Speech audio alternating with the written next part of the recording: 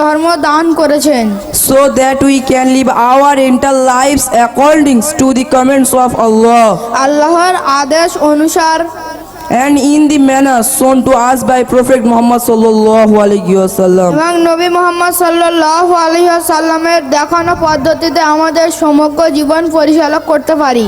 If we practice then we will have a pleasant life in this world and the everlasting Jannah hereafter. যদি আমরা দিন পালন করি তাহলে এই পৃথিবীতে সুখবর জীবন এবং আখিরাতে চিরস্থায়ী জান্নাত পাবো।